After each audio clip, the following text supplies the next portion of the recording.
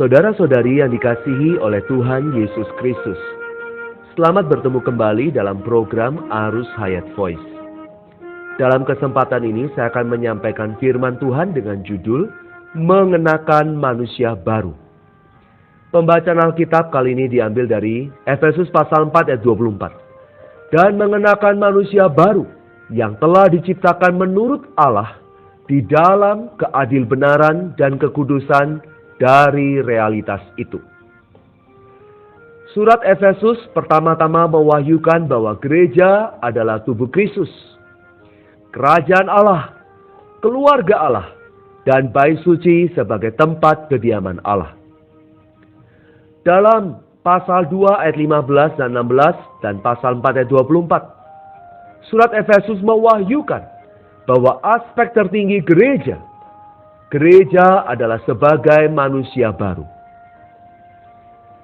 Kata Yunani untuk gereja, yaitu eklesia, berarti orang-orang yang dipanggil keluar untuk berkumpul menjadi suatu perhimpunan. Ini merupakan aspek yang pertama dari gereja. Namun, wahyu tentang aspek gereja ini lebih maju lagi sebagai kawan sewarga dari kerajaan Allah. Kemudian, anggota keluarga Allah. Aspek-aspek ini lebih tinggi daripada aspek yang pertama, tetapi tidak setinggi aspek gereja sebagai tubuh Kristus. Namun, aspek gereja sebagai manusia baru lebih tinggi daripada tubuh Kristus. Dalam aspek terpentingnya, gereja sebagai manusia baru adalah untuk mengenakan tujuan kekal Allah. Sebagai tubuh Kristus, gereja memerlukan Kristus sebagai hayatnya. Sedangkan sebagai manusia baru, gereja memerlukan diri Kristus sebagai pribadinya. Menurut Efesus 2 ayat 15-16, manusia baru ini diciptakan oleh Kristus di dalam dirinya di atas kayu salib. Manusia baru ini bukan bersifat individual, tetapi bersifat korporat.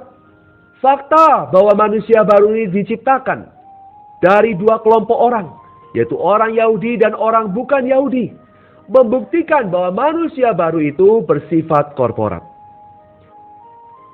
Efesus pasal 4 ayat 24 mengatakan dalam terjemahan langsungnya, manusia baru ini diciptakan menurut diri Allah. Manusia lama secara lahiriah diciptakan menurut gambar Allah, tetapi tanpa hayat Allah dan sifat Allah. Namun manusia baru secara batiniah diciptakan menurut diri Allah sendiri, memiliki hayat dan sifat Allah.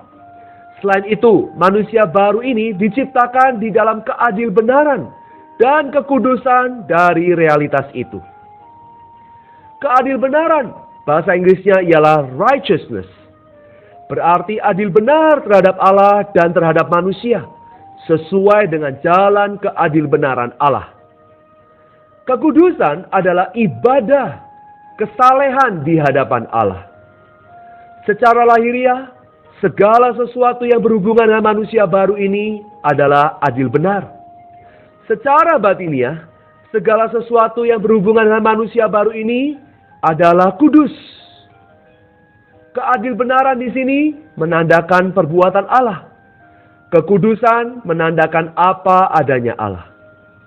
Keadil benaran dan kekudusan manusia baru berasal dari realitas itu. Kata realitas itu dalam ayat 24 mengacu kepada persona diri Allah sebagai sang realitas satu-satunya. Realitas ini dinyatakan dalam hayat Yesus, dalam hidup Yesus yang disebutkan dalam ayat 21. Dalam kehidupan hayat Yesus inilah keadil-benaran dan kekudusan yang bersumber dari Allah sang realitas terus-menerus diwujudkan. Jadi, saudara-saudara sekalian, manusia baru ini diciptakan langsung menurut hayat dan sifat diri Allah sendiri. Kolose pasal 3 ayat 10 lebih lanjut lagi mewahyukan, meskipun manusia baru ini telah diciptakan, manusia baru ini sedang terus-menerus diperbarui untuk mencapai pengetahuan yang penuh menurut gambar Allah Sang Penciptanya. Berhubung manusia baru ini diciptakan menurut diri Allah, maka pada hakikatnya manusia baru ini sama dengan diri Allah. Namun dalam pengalaman kita, manusia baru ini masih harus diperbarui untuk mencapai pengetahuan yang penuh menurut gambar dan ekspresi Allah yang menciptakannya. Penciptaan manusia baru menurut diri Allah telah rampung. Namun dalam pengalaman kita, manusia baru ini masih sedang diperbarui sedikit demi sedikit sampai mencapai pengetahuan yang penuh menurut gambar Allah yang menciptakannya. Sehingga manusia baru ini dapat sepenuhnya menjadi ekspresi Allah.